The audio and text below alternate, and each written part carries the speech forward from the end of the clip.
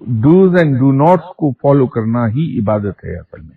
جو جس چیز سے اللہ نے منع فرما دیا اس سے بندہ رک گیا، اور جس کو کرنے کا حکم دیا انسان نے کر لیا، یہی عبادت ہے. اسی کے اندر نماز، روزہ، زکوٰۃ، حج سب چیزیں آ جائیں گی. لیکن یہ صرف 4 عبادات ہی تو عبادات نہیں. اس کے علاوہ جو احکامات ہیں اللہ تعالیٰ کے، ہم عام طور پہ اس سے روگردانی کر جاتے ہیں، کیونکہ اس کے اندر ہمیں قربانی کرنا پڑتی ہے. تو تصوف کے اندر فرض عبادات تو کرنی ہی کرنی ہے. وہ تو پیغمبر کو بھی معاف نہیں ہوئی. تمام پیغمبر پابند تھے فرض عبادات کے، اور آپ صلی اللہ علیہ وسلم سے زیادہ عبادت کون کرے گا؟ وہ تو ہمیں کرنا ہی کرنا ہے. لیکن یہ یاد رکھیے کہ ان عبادات کے ذریعے سے آپ کو پارسائی تو مل جائے گی، رب نہیں ملے گا. کیونکہ رب ملے گا صرف نیکی سے. عبادات سے صرف پارسائی ملتی ہے، اور رب نیکی سے ملتا ہے.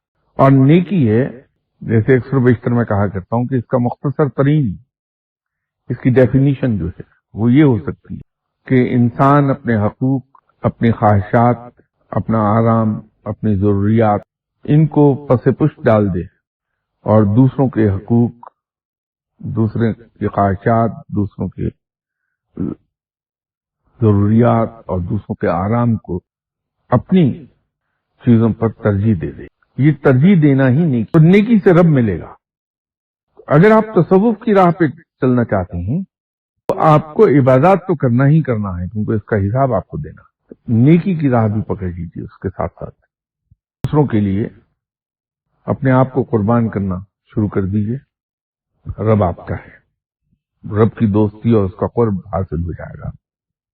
اور اگر آپ دوسروں کے لیے کچھ کرتے ہیں تو اس میں اولین شرط رازداری کی ہے کہ اپنے تمام ڈیلنگز کو اپنے اندر ہی غائب کر دیجیے. وہ کبھی ہماری زبان پر نہ آنے پائیں، ہماری کسی حرکت سے ظاہر نہ ہونے پائیں، حتیٰ کہ اس کا تاثر ہماری آنکھوں میں نہ پیدا ہو.